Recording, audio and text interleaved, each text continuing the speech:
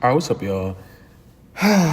This is an interesting show that we're about to get. Night of Champions. Looks like Night of SmackDown. Looks like Night of Raw. It doesn't look like Night of Champions at all. This doesn't look like Clash of Champions. It doesn't look like what's the old thing called a Gold Rush. This looks like there's there's like two, maybe three championship matches on this card. That's called Night of Champions, bro. Night of Champions is supposed to be every championship, or at least most of the championships. I understand if it's not every, but Cena got to be defending. Gunther got to be defending. Who's U.S. champion? Jacob. Jacob has to be defending. Dom, he's not defending because he's quote unquote injured. We'll talk about that later. Tiffany and Io got to be defending. Io got to wrestle because Triple H just hates having Io wrestle these days. I don't know. Zelina, if we had a chance to. Could she wrestle, please? Thank you. I think they're already having Becky wrestle. Well, I think she's wrestling at Evolution. I don't think she's wrestling at Night of Champions because she's defended the belt on Raw, which, again, stupid. And the New Day and, of course, the Street Profits. What is Triple H's beef with not putting tag team championships on pay-per-view? What do the Profits have to do? What do the New Day have to do to get, like, a interesting story? Because they turned heel and then just fell. Like, they turned heel with one of the greatest heel turns that we've seen, like, in modern history. And then what? It just, you know what I'm saying? Just a complete brick. But let's just get into the prediction of these matches, man, for Night of Champions. First off, we have Sami Zayn taking on Karrion Kross. Now, listen. This is not a championship match. Do I believe this match should have been on Monday Night Raw? Absolutely. I'm happy Karrion Kross is finally getting in the ring on TV besides main event, because every week this man shows up on the backstage promos, he gets a pop. He gets a big pop every single week. And all he does is just mess with Sami. You know what I'm saying? But he gets a major pop. So I'm happy that Triple H is finally recognizing, hey, I'm not saying push him to the moon. I'm not saying give him every belt. I'm just saying give the crowd opportunity to see him. It's very obvious they want to see him. It would be different if they were booing him or he was getting no reaction. He shows up on the screen, may not even throw a punch, just say a few words, and the crowd goes crazy. So if you have someone on your roster that the crowd loves, put him on TV more. But I would like for him to beat Sami Zayn in this match, mainly because Karrion doesn't wrestle a lot, and Sami's just coming off the loss to Randy. But Karrion needs all of the wins he can get right now to legitimize his character, to keep his character on the up and up. You feel me? So hopefully we get a Karrion Kross win. That's my pick right there, Karrion Kross win. And then we just go from there, because Sami, I know they're trying to allude to him becoming world champion soon. They're trying to progressively get there. Every week they're saying, oh, Sami, you'll never be world champion. They're not really doing a good job of hiding it. He may win the Rumble, maybe. You know what I'm saying? I'm not a big Sami Zayn guy. I don't really hate dude at all. I think he's a great wrestler. I just hate that Triple H's interpretation of his character right now has become so just, oh, I love my friends and you guys are friends and we are friends together. And it comes off so weak to me. So if they can change that, great, but it's bad enough you got a heel Karrion Kross getting face reactions because you refuse to put him on TV. You know what I'm saying? Triple H, this is your fault. So live with it. Karrion Kross needs this win. Next, we have Raquel Rodriguez taking on Mommy in a street fight. Now, again, this is a Monday Night Raw ass match. Rhea is probably, I know people say Jay and Cody and all this stuff. Rhea may be the most over person on the roster.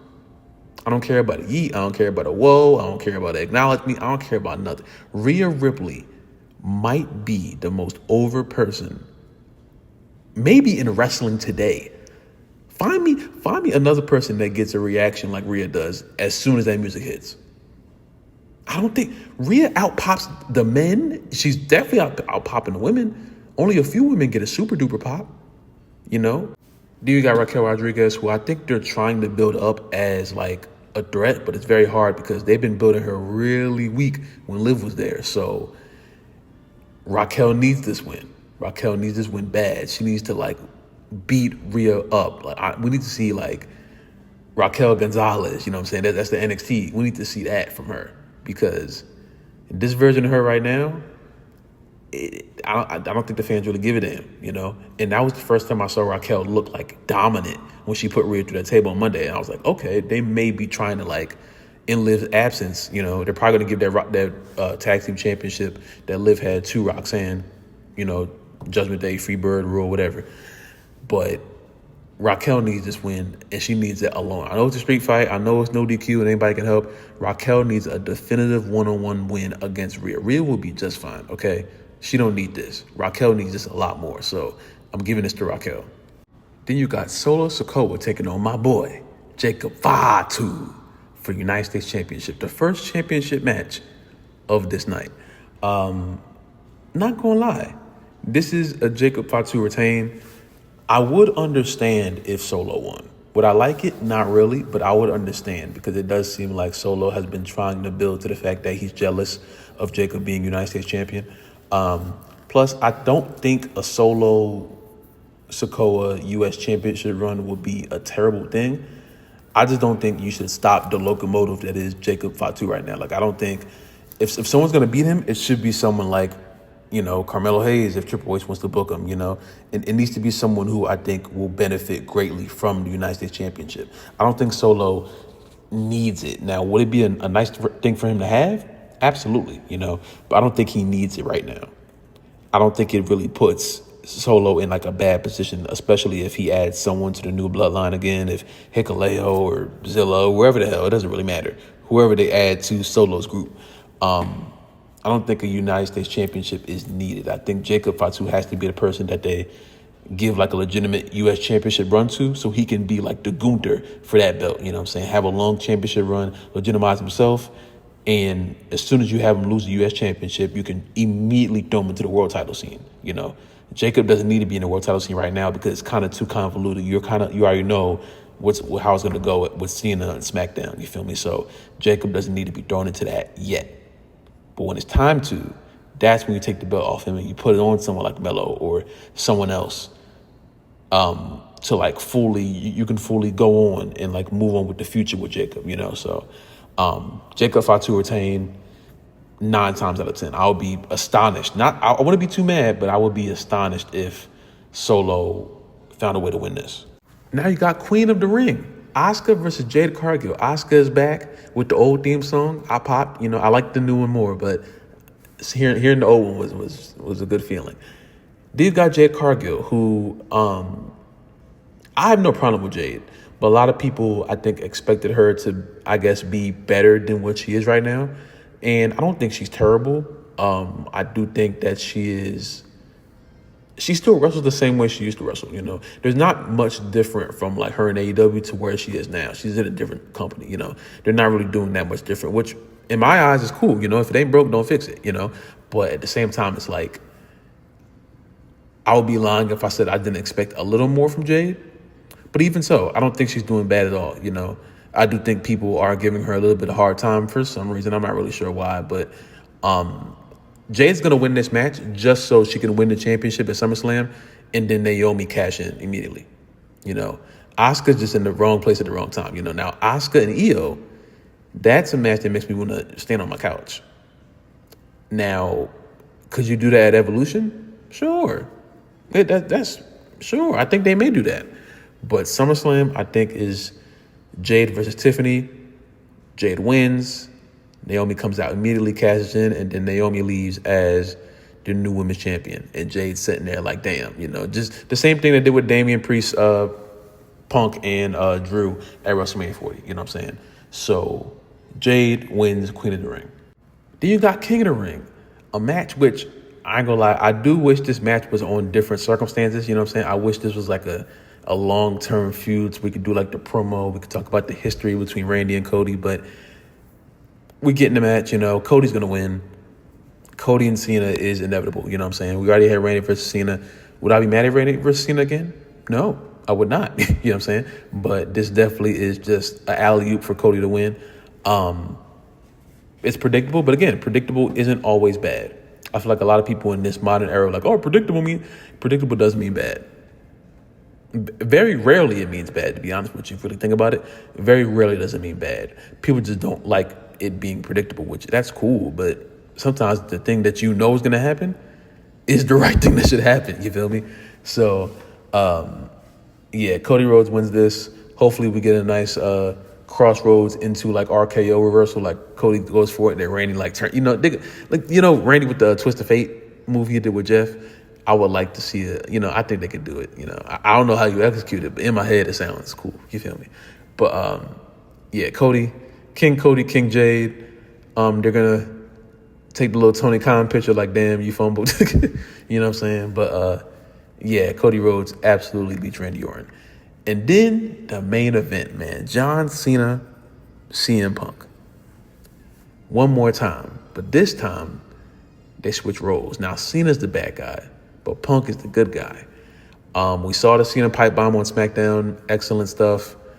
We know CM Punk and the history of these two. I don't need to give y'all a history lesson on CM Punk and Roman Reigns. I don't need to give y'all a history lesson on Punk and Cena. This is top 3 Cena rivalries, if not top 1. Arguably Cena's best rivalry. I'm picking Cena to win. Now, if Punk does win, again, that's not the worst thing in the world. I don't think you should have Cena lose at this point because we still have, 17, 16 more dates left, I think. Maybe less. I'm hoping we have more. I don't think Cena's losing really until SummerSlam, but you could do a Punk, Cody, and Cena triple threat match at SummerSlam, maybe?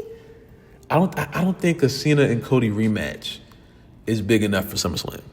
And I'm saying that because I'm going. I want the biggest match, I want the biggest match possible. We already seen Cena versus Cody, Cena wins. We're going to see Cena versus Punk, Cena's going to win. I would love for them to just say, you know what, put both of them in the ring, triple threat match. Obviously, it kind of would go against Cody winning the King of the Ring because he did kind of earn a one-on-one championship match, but they've done it before. They've broken their own rules before, so, it's not going to be, terrible if they do it again. So, yeah, John Cena wins. I do think this, I'm going to give this prediction too. I think this is going to be Cena's best match that he's had during his entire heel run. And I say that because this has been his best feud, And I think him and Punk are so locked in at all times. I think there's no way how they have a Cena and Cody WrestleMania 39 or 41 match. You know what I'm saying? I don't think they have a bad match at all. Punk can still go. Cena can't go as well as he used to, but I do feel like if he had a few more lock-in points on him, which I think he does. I don't think he's completely done yet, I think he'll be able to just put the piece together, in a way that looks a lot more fluid than he has looked these past few months, these past few matches. And yeah, hoping for a really good match. Cena wins. And then maybe some Ron Killing stuff at the end. I love what they're doing with Ron Killings right now. I would love if Cena jumped the barricade and blew a kiss at him. That would be great.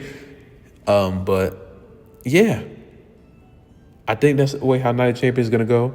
I don't think it's going to be a bad show at all. I do think, again, there's some filler Raquel and Rhea, that's Monday Night Raw.